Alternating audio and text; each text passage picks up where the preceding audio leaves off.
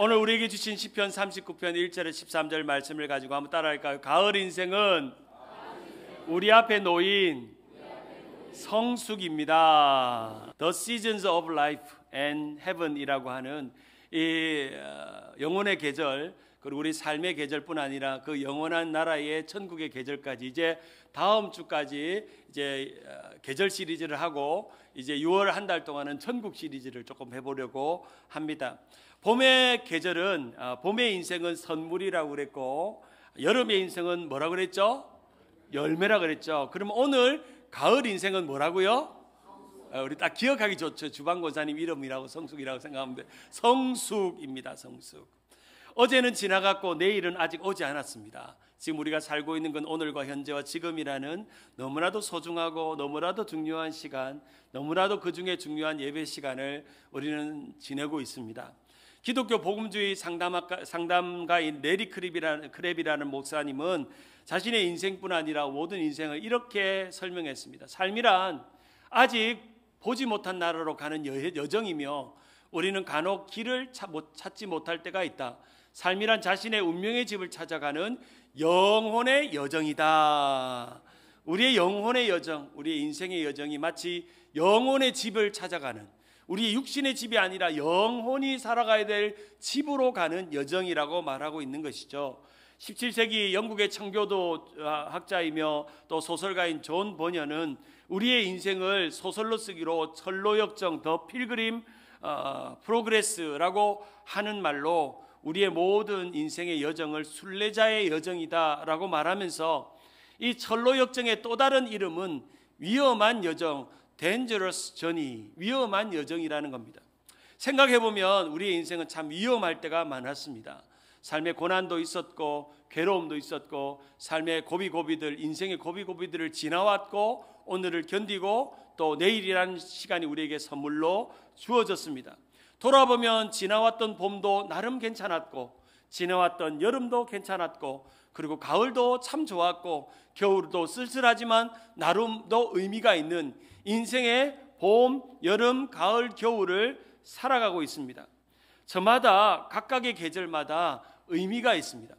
우리의 삶에는 몸의 계절이 있습니다. 몸의 계절. 지금 몸의 계절에 어떤 분들은 나는 아직 팔팔한 30, 40대 여름 같은 사람이 있고 어떤 분들은 이제 60, 70대 가을 같은 분이 있고 어떤 분들은 80, 90대 이제 100살까지 겨울의 계절에 온 사람도 있습니다. 몸의 계절이 있죠. 근데 몸의 계절보다 더 중요한 것은 마음의 계절입니다. 마음을 어떻게, 몸은 비록 겨울의 계절을 지나고 있지만 몸은 날마다 봄처럼 사는 사람은 그 사람은 날마다 봄날입니다. 여름처럼 싱싱하고 열정적으로 살면 여름입니다. 또 아름다운 열매를 맺는 가을처럼 살면 그 사람은 가을인 것입니다. 몸의 계절이 있고 마음의 계절이 있고 이제 우리에게 남은 유일한 계절이 하나 있는데 없어지지 않는 계절, 바로 영혼의 계절이 저 천국의 계절로 우리에게 온다는 것입니다. 우리의 삶에 이 영혼의 계절로 사는 것이 너무너무 중요합니다. 한번 옆에 분에게 축복합시다. 마음의 계절로 살지 말고 몸의 계절로 살지 말고 마음의 계절로 사세요. 시작. 몸의 계절로 살지 말고 마음의 계절로 사세요. 한 번 더 또 다른 분에게 마음의 계절로 살지 말고 영혼의 계절로 사세요. 시작. 마음의 계절로 살지 말고 영혼의 계절로 사세요. 사람들이 봄, 여름, 가을, 겨울을 생각하면 여러분 어떤 계절이 제일 좋아요? 봄이 좋아요? 여름이 좋아요? 가을이 좋아요? 겨울이 좋아요. 근데 많은 사람들은 가을을 많이 좋아합니다. 가을. 그래서 한국 가곡 중에 우리 고등학교, 중학교 책자에 보면 가을이라 가을 바람 솔솔 불어오는 푸른 잎은 붉은 치마 갈아입고서 남쪽 나라 찾아가는 제비 불러 모아 봄이 오면 다시 오라 부탁하노라. 기억나죠? 옛날 노래. 옛날에 초등학교 때 참 우리가 어릴 때 불렀던 옛날 노래 부르면 참 아련한 마음이 있습니다. 아련한 마음이. 그래서 다음에 신앙 교양 강좌 때 이런 노래를 제가 한 한 40곡을 뽑아가지고 그날 반주자 동원해가지고 우리가 초등학교, 중학교 된 기분으로 그런 노래를 한번 부르는 시간을 가질 겁니다. 좋죠? 봄이 오면 사내들의 진달래 피네. 그만 여기까지. 그냥 뭐 이게 자꾸 부르다 보면 끝이 없어가지고 봄 노래, 여름 노래, 가을 노래, 겨울 노래, 나름 각 계절의 노래가 그 의미가 있고 그 가치가 있는 것입니다. 제가 지난주 한 주간 원로 목사님 뵈러 시애틀 타코마 갔습니다. 목사님이 사신 동네가 UP라 그러는데 유니버시티 플레이스. 제가 이제 목사님이 이제 주님 세운 교회를 잊지 못해서 또 외로워할까 싶어가지고 위로 방문차 이렇게 시애틀에 갈 일이 있어서 렌트카를 해가지고 목사님이 댁에 가는데 목사님 집에 가는데 나무 숲이 이렇게 우거지고 얼마나 초록초록 알록달록 꽃들이 피고 노란 꽃 빨간 꽃 얼마나 좋은지, 야 목사님 집 좋구나 하면서 목사님 집에 가니까 여러분이 뭐 우리 교회 목사님이 너무 좋아가지고 마치 아버지 마음으로 자식이 온 마음으로 제가 올 때까지 20분 전부터 나와가지고 기다려가지고 카메라 들고 오면 들어올 때부터 찍을 거라고 생각하고, 우리 목사님 알잖아요, 못 말리는 거. 우리 박 목사님 카메라 들고 찍어가지고 들어오는 시간부터 저는 비행기에서 내려가지고 머리도 초췌하고 안경도 못 쓰고 세수도 제대로 못하고 이제 왔는데 목사님 찍어가지고 너무 자식을 기다리듯이 반갑게, 여러분 유튜브에 보셨다시피 반갑게 맞이해 주셨어요. 참 다른 것보다 목사님이 건강해지셔서 감사하고, 그곳에서 여생을 잘 지내고 이제 환한 곳에서, 공기가 좋은 곳에서, 꽃이 많이 피는 곳에서 잘 지내셔서 너무 좋다 이런 생각을 했고, 한 가지 이제 목사님이, 신목사님 지금 와도 좋은데 이 타코마 시애틀은 가을에 오면 기가 막힙니다. 가을에 한 번 더 오세요. 목사님이 이야기하더라고요. 혹시 시간 되시는 분들은 시애틀 갈 일이 있으면 꼭 가을에 한번 들려보시면 길거리들마다 단풍이며 꽃들이며 새소리며, 목사님 집에서 10분 거리만 가면 베이가 쫙 펼쳐지고 너무너무 좋더라고요. 그래서 사실은 제가 걱정했어요. 목사님이 지금도 은퇴를 하셔가지고 마음으로는 은퇴를 못하고 주님 소형교회를 잊지 못해가지고 걱정하고 염려하고 두려울까 했는데 다 잊어버렸어. 다 잊어버렸어. 너무 그 타코마 고향이 너무 좋고 목사님 고향으로 돌아가니까 목사님 건강도 훨씬 좋아지고 좋은 모습을 봤습니다. 그리고 이제 비행기 타고 LA로 돌아오니까 내리자마자 90도더라고요. 참 우리 LA가 아쉬운 게 뭐냐면 가을이 별로 없잖아요. 그래서 내가 돌아오면서 한 가지 생각했어요. 가을에는 우리 교회 시니어들을 모시고 저기 맘모스 레이크에 단풍 보러 가리라. 할렐루야. 그래서 버스 대절해가지고 지금부터 준비해가지고 우리 버스 한 차 딱 40명 딱 태우고, 그 여기 가실 분들은 65세 이상만 갈 수 있습니다. 65세 이상만 갈 수 있거든요. 그래서 65세 이상만 딱 태워가지고 1박 2일로 단풍 구경하러 갑시다. 참 이 단풍만 생각해도 마음이 참 좋아지는 계절이 가을입니다. 아름답고 기분 좋은 계절이죠. 이혜인 수녀가 이 계절에 대한 시를 많이 썼다고 그랬죠. 이 수녀가 이제 가을 노래라는 시를 지었는데 이런 내용이 있어요. 가을엔 물이 되고 싶다. 소리를 내면 비오는 사랑한다는 말을 흐르며 속삭이는 물이 되고 싶다. 가을에는 바람이 되고 싶다. 서거기는 꽃웃음에 취해도 보는 연한 바람으로 살고 싶다. 가을에는 풀벌레이고 싶다. 별빛을 등에 업고 푸른 목청 높여 노래하는 숨은 풀벌레이고 싶다. 가을엔 감이 되고 싶다. 가지 끝에 매달린 그리움 익혀 당신의 것으로 바쳐드리는 풀을 먹은 감이 되고 싶다. 가을에는 물이 되고 싶고 바람이 되고 싶고 풀벌레가 되고 싶고 감이 되고 싶은 것처럼 여러분의 인생의 가을에는 무엇이 되고 싶나요? 여러분 어떤 모습으로 변화되고 어떤 모습으로 익어가고 어떤 모습으로 변화되기를 원하시는가요? 여름은 성장하고 가을은 성숙합니다. 여름은 열매를 맺고 가을은 열매가 익어가고, 여름은 푸른 잎을 자랑하고 가을은 푸른 잎에 변화되어 아름답게 물들어가고, 여름은 열정을 다해 열심히 사는 행동의 시간이었다면 가을은 행동에 대한 결과를 보여주는 성숙과 성취의 시간입니다. 여러분의 육신의 가을이 지나왔다면, 아니면 여러분의 마음의 계절에 가을 인생을 살고 있다면 여러분은 얼마나 변화되고 얼마나 익어가고 얼마나 성숙되고 있는가 질문해 볼 수 있는 것이죠. 우리가 나이가 들어가고 세월이 흘러가도 우리는 이 세상을 살아가는데 여전히 적응해가는 삶을 살아갑니다.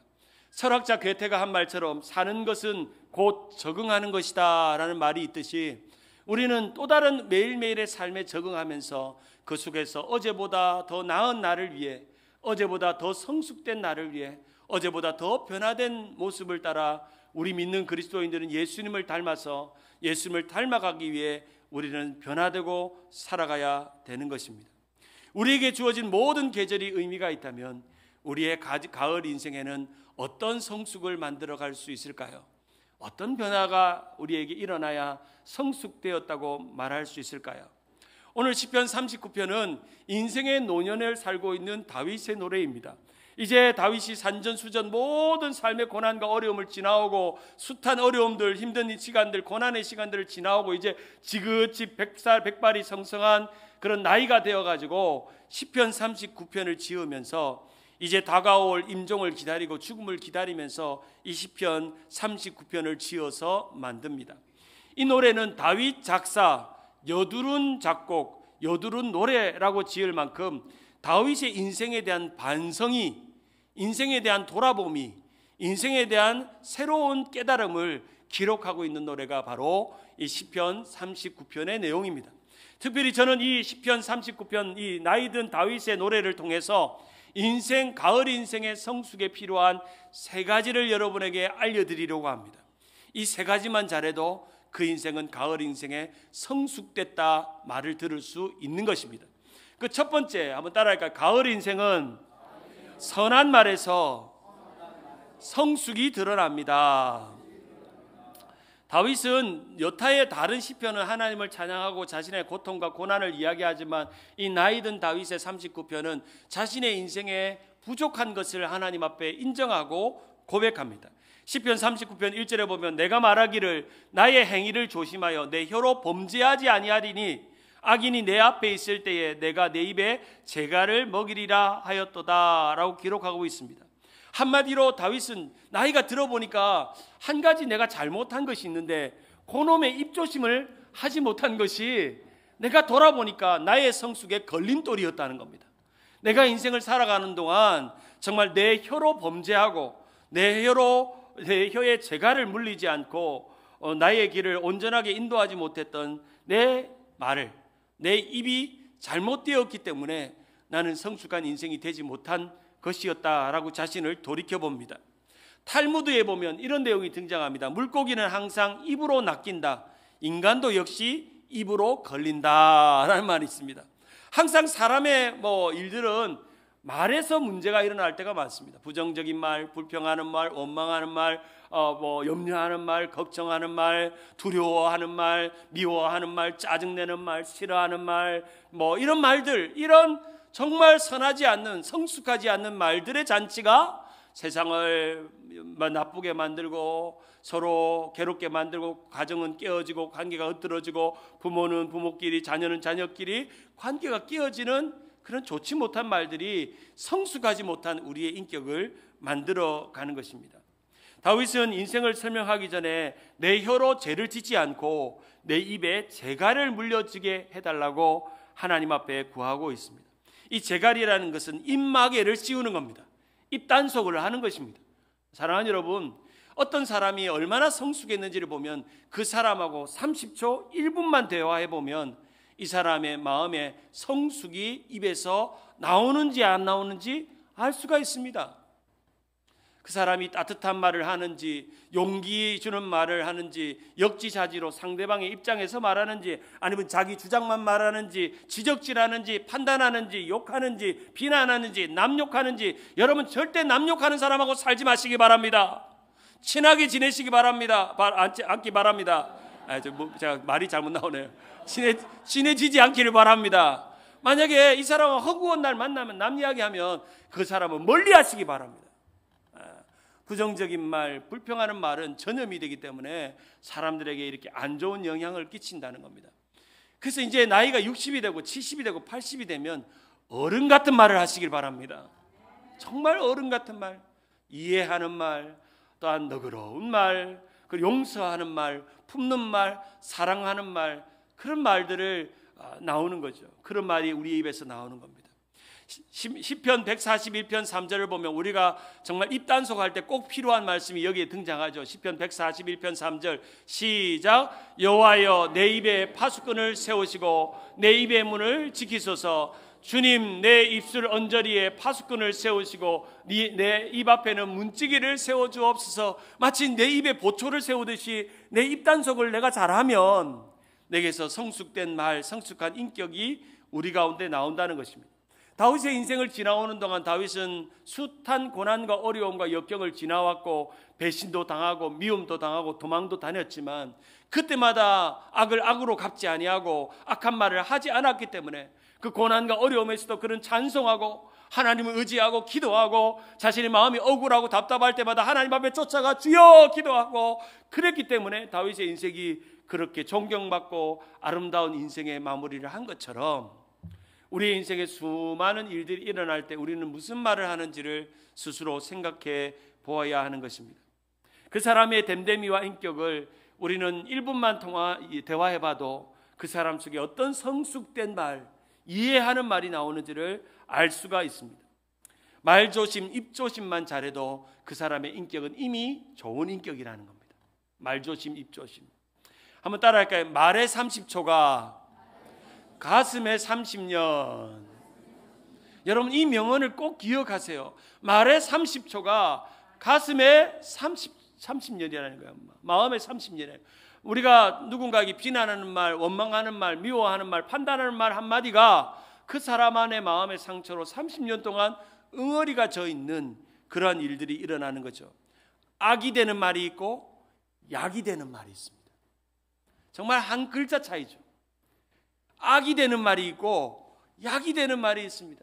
정말 신앙에 성숙한 사람은 약이 되는 말을 합니다. 아픈 사람이 있으면 그랬구나, 얼마나 힘들었겠어, 괴로웠구나, 힘들었구나 위로하면서 힘을 주고 용기를 주고 능력을 주는 것입니다. 오늘 우리 교회에 제일 젊은 사람들이 1박 2일 수야계를 갑니다. 애들까지 동원하니까 27명 돼요. 갈 수 있는 사람 다 동원해 보니까 왜 이 일을 벌리려 했냐면 어떤 분의 말 때문에 시작된 겁니다. 어떤 분이 목사님 우리 교회 젊은 사람들 많이 와야 되는데 목사님 뭐라도 하세요. 제가 도와드릴게요. 이 한마디 때문에 이 일이 벌어진 겁니다. 저라고 왜 메모리얼 데이 때 집에서 안 쉬고 싶겠습니까? 그래서 제가 아이들이 가가지고 이 말을 전했어요. 교육부 부모들하고 아이들이 있는 데서 너희들 캠핑 가고 싶지? 우리 아이들 캠핑 가고 싶지? 목사님이 캠핑 보내줄게. 그래서 사실은 캠핑을 이제 예약을 하려고 그 다음날 가니까 이렇게 1년 전에 예약을 안 하고 몇 달 전에 하니까 예약 장소가 없잖아요. 그래가지고 이 말을 주워 담기 위해 가지고 이제 교육부 가가지고 아이들한테 얘들아 캠핑 장소가 없단다. 그러니까 이제 애들이 이미 엄마들한테 다 물어본 거야. 우리 캠핑 간다고. 이미 마음에 정했다는 거야 애들이. 우리 요번에 어디 간다고 자기들끼리 속닥속닥 해가지고 부모들이 그러는 거 목사님 큰일 났어요. 우리는 안 가도 되는데 애들이 지금 말이 돌아가지고 이 말이 중요합니다. 한 사람의 말 때문에 어떤 일이 벌어지듯이 그래서 결국에는 우리가 요번에 1박 2일로 이제 이 일을 시작하게 된 거예요. 중요한 건 우리가 누군가가 격려하는 말이 어떤 새로운 일들을 만들어내요. 좋은 응원되는 일들이 일어나고요. 만약에 제가 캠핑 갑시다. 그럼 우리 부모들이 아유 목사님 우리 피곤하게 왜 그렇게 갑니까? 우리 가족끼리 따로따로 가죠. 그렇게 안 하고 부모들이 목사님 어떻게 그렇게 좋은 생각을 했냐고. 젊은 목사님이 오니까 다르다고. 거기에 내가 또 속아가지고 어떻게든 좀 이렇게 재미나게 해주자 해가지고 요번에 이제 만들어가지고 요번에 팜스프링으로 진짜 호텔을 빌려가지고 수영장이 있는데 가가지고 아이들이 오늘 수영하고 저녁에는 부모들하고 우리 교회를 어떻게 좀 부흥시킬까 같이 고민하고 기도하고 해보는 겁니다. 말이 그런 결과를 만드는 겁니다. 이야 이 박수 친다 우리 교회. 이래서 우리 박 목사님이 늘 멀리서 우리 유튜브를 늘 지켜보고 계세요. 그러면서 목사님이 제가 목사님에 가니까 목사님이 항상 저보고 그래요. 신 목사님은 우리 교회 온 이로 하는 일마다 잘한다는 거예요. 어디 나를 봤나 하면서 자기는 안 봐도 우리 교회 이제 전도한 사진을 몇 주 보셨거든. 목사님이 연락이 왔어. 신 목사님 잘했다. 전도해야 되는데 나는 나이가 들어가지고 전도를 못 나갔는데 목사님이 젊으니까 교인들이 전도에 힘쓰고 하면 우리가 전도하면 우리가 복음을 전하면 우리가 하나님을 선포하면 그 말이 씨가 돼가지고 하나님이 부흥을 일으킨다. 할렐루야. 중요한 건 우리가 어떤 말을 하느냐, 어떤 에너지를 흘려보내느냐가 중요하다는 겁니다. 말과 입은 성숙을 드러내는 통로입니다. 유태인의 속담 중에 나이가 들수록 입은 닫고 지갑을 열으라는 말이 있습니다. 입은 닫고 지갑을 열으라. 제가 이 말을 했더니 일부 예배 어떤 집사님이 나가면서 오늘 아이들 가라고 100불을 주더라고요. 목사님 오늘 제가 지갑을 열었습니다. 이분이 농담 많이 하는 분이거든요. 근데 오늘따라 농담을 안 하고 지갑을 열어서 가는 때 아이들 맥도날드 사주세요 하면서 주시더라고. 아이고 참 우리의 인생에 참 어떤 품위와 어떤 성숙이 작은 것을 통해서 나온다는 겁니다. 세뮤엘 울만이라는 분이 이런 말을 했어요. 성숙이란 당신의 감정에 대해 품위 있게 생각하고 말하고 행동하는 것이라고 말하고 있는 것처럼 야고보서 3장 2절에 보면 우리가 다 실수가 많으니 만일 말에 실수가 없는 자라면 곧 온전한 사람의 다른 말로 성숙한 사람이라는 겁니다. 말에 실수가 없으면 성숙한 사람이라는 겁니다. 잠언 18장 20절 같이 한번 읽어볼까요? 잠언 18장 20절 사람은 시작 사람은 입에서 나오는 열매로 말미암아 배부르게 되나니 곧 그의 입술에서 나는 것으로 말미암아 만족하게 됐느니라. 여러분의 인생의 모든 것은 입의 열매를 통해서 이루어지는 것입니다. 좋은 말, 아름다운 말, 복된 말, 축복된 말을 통해서 하나님의 놀라운 일들이 일어나는 겁니다. 히브리서 13장 15절에 보면 그러므로 우리는 예수로 말미암아 항상 찬송의 제사를 하나님께 드리자. 이는 그의 이름을 증언하는 입술의 열매니라. 입술이 열매래요. 입술이 열매래요. 여러분이 맺는 축복의 열매, 은혜의 열매, 치유의 열매, 그 열매가 우리 입술을 통해서 맺는다고 말씀하고 있는 것입니다. 다윗은 인생의 성숙을 생각해 보면서 지난날 자기가 하나님 앞에 입술로 죄를 지은 것, 그리고 입술로 하나님 앞에 원망했던 것들을 후회하면서 시편 39편 2절에 내가 잠잠하여 선한 말을 하지 아니하니 나의 근심이 더 심하도다라고 고백하면서 내가 하나님 앞에 선한 말을 하는 성숙된 사람이 되겠다고 그는 결단하고 고백하고 있는 것입니다. 잠언 25장 11절에 보면 경우에 합당한 말은 아로 새긴 은쟁반의 금 사과라고 하는 것처럼 시편 39편 3절에 내 마음이 내 속에 뜨거워 작은 소리로 읊조릴 때 불이 붙으니 나의 혀로 말했다고 하는 것처럼 인생의 선한 말이 성숙의 열매를 맺는다. 우리는 그렇게 생각할 수 있어야 합니다. 두 번째, 인생의 열매는 인생의 가을 인생은 연약함을 깨달을 때 성숙이 만들어집니다.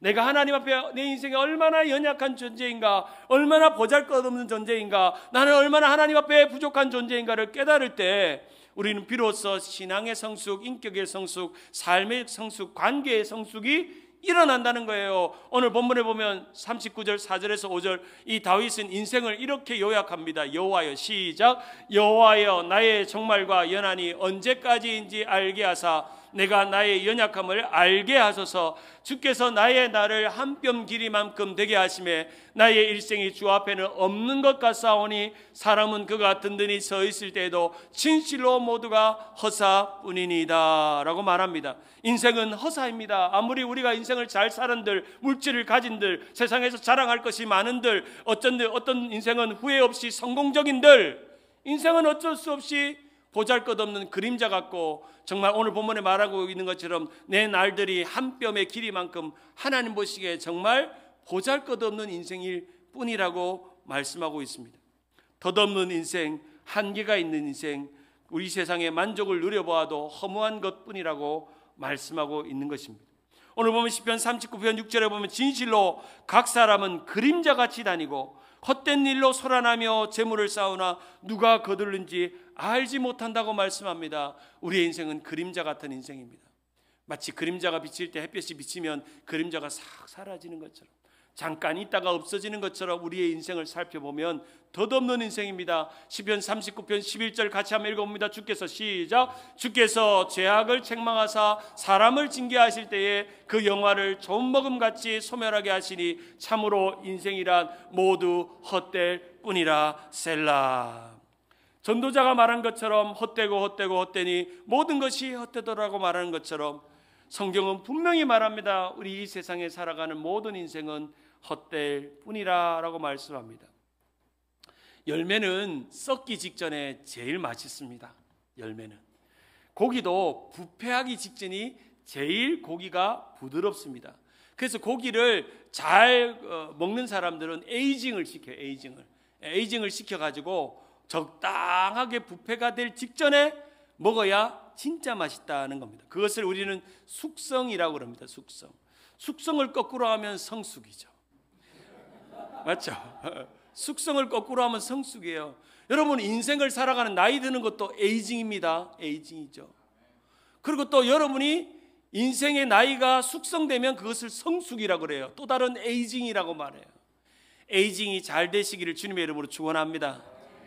적당하게 부들부들해지는 거예요. 인생이 부들부들해지려면 연약함을 알아야 돼요. 내 인생이 헛것이구나, 아무것도 아니구나, 나는 죽으면 끝이구나, 나는 부족한 존재이구나, 하나님이 데려가시면 오늘도 끝이구나, 자랑할 것이 없구나, 정말 내세울 것이 없구나, 나는 그저 보잘것없는 먼지 같은 인생이구나. 정말 이런 인생 속에서 내 인생의 허무함뿐 아니라 인생의 연약함을 깨달을 때 우리는 진짜 잘 숙성되고 잘 성숙되는 인생이 된다는 것입니다. 인생의 연약함을 깨달으십시오. 때로는 우리의 인생이 마음에 들지 않습니다.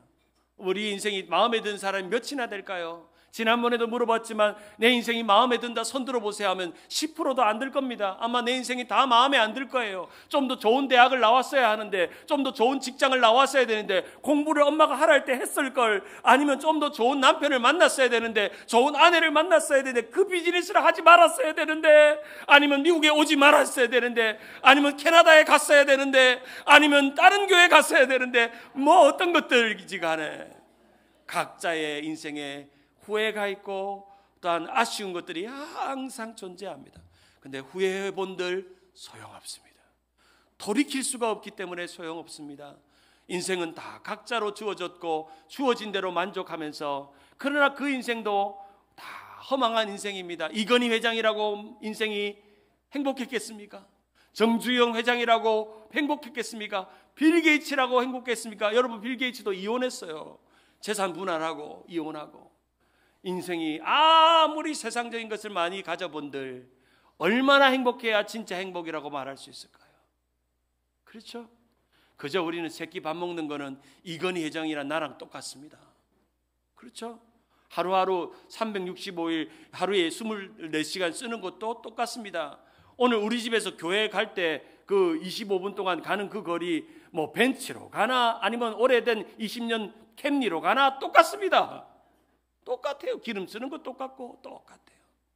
인생은 허무한 인생입니다. 아무리 좋은 벤츠라도 시간이 지나면 낡은 오래된 유스트가 됩니다. 우리의 인생도 어쩔 수 없이 허무한 인생, 연약한 인생을 깨달을 때 그때부터 성숙이 시작됩니다. 점점 자라가는 거죠. 세 번째로, 우리의 인생이 허무함으로 끝나면 안 됩니다.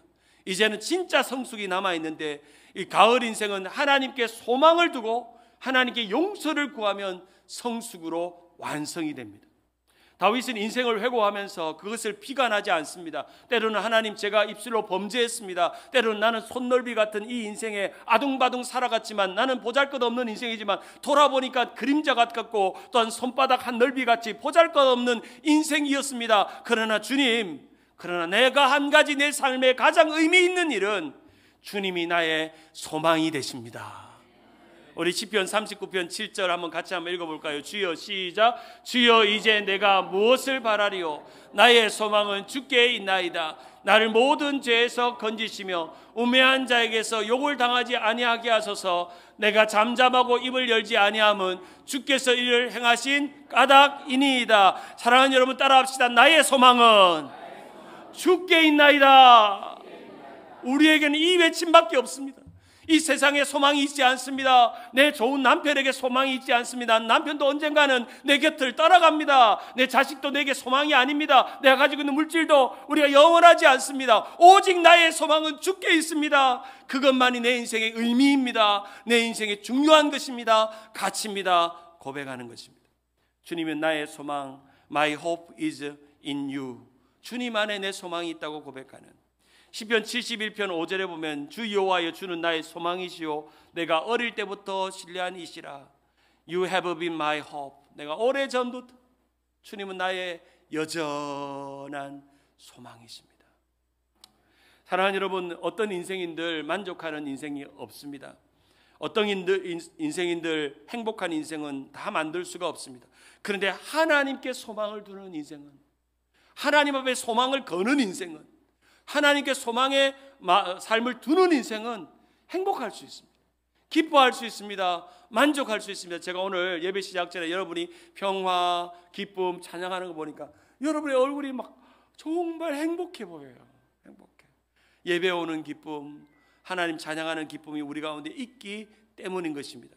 우리가 힘들고 어려울 때마다 이 구절을 날마다 읽고 외울 때 위로가 됩니다. 시편 42편 11절 같이 한번 읽어봅니다. 내 영혼아, 화면을 띄워주실까요? 내 영혼아 있나요? 네, 없나요? 제가 읽겠습니다. 내 영혼아, 내가 어찌하여 낙심하며 어찌하여 내 속에 불안해하는가? 너는 하나님께 소망을 두라. 나는 그가 나타나 도우심으로 말미암아 내가 하나님을 여전히 찬송하리로다. 5절 같이 한번 읽어볼까요? 나의 영혼이 시작. 나의 영혼이 잠잠히 하나님만 바라라. 물은 나의 소망이 그에게로부터 나오는도다. 오직 그만이 나의 반석이시오 나의 구원이시오 나의 요새시오 내가 흔들리지 아니하리로다. 오직 주만이 나의 반석 나의 구원이시니 오직 주만이 나의 산성 내가 요동치 아니하리. 우리가 이 세상에 흔들리지 않은 이유는 하나님의 안에 소망의 닻을 내리고 거기에 견고에 서 있기 때문입니다. 삶이 고난이 오고 어려움이 있을 때마다 우리는 하나님 앞에 소망을 둘 뿐 아니라 우리가 하나님 앞에 지었던 죄들을 즉각적으로 용서를 구해야 합니다. 우리의 삶에 문제가 일어나고 어려움이 일어나는 것은 다 이유가 있습니다. 어려움이 있는 일은 이유가 있습니다. 그 이유를 내게서 찾아서 하나님 제가 주님 앞에 잘못한 것은 없습니까? 혹시 입으로 범죄한 것은 없습니까? 교만한 적은 없습니까? 우리는 연약한 존재인데 교만해가지고 하나님 앞에 혼인하고 있지는 않습니까? 하나님 얻는 가서 내가 하나님 앞에 용서를 구합니다. 주님 앞에 구합니다. 다윗은 이렇게 기도합니다. 시편 39편 12절 같이 한번 읽어봅니다. 여호와여 12절 우리 12절입니다. 39편 12절 그 다음 절 보여주세요. 시작. 여호와여 나의 기도를 들으시며 나의 부르짖음에 귀를 기울이소서. 내가 눈물을 흘릴 때 잠잠하지 마옵소서. 나는 주와 함께 있는 나그네며 나의 모든 조상들처럼 떠도느이다. 여러분 13절이 여러분의 말씀이 되기를 원합니다. 다시 한번 고백합니다. 13절 주는 시작. 주는 나를 용서하사 내가 떠나 없어지기 전에 나의 건강을 회복시키소서.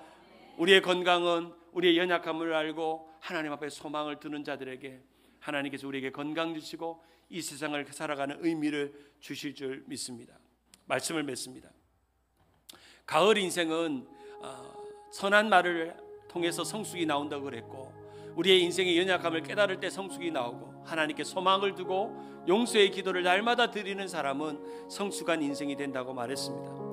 제가 중학교 때에 가을에 대한 시가 책에 나왔는데 아마 여러분도 다 기억할 겁니다.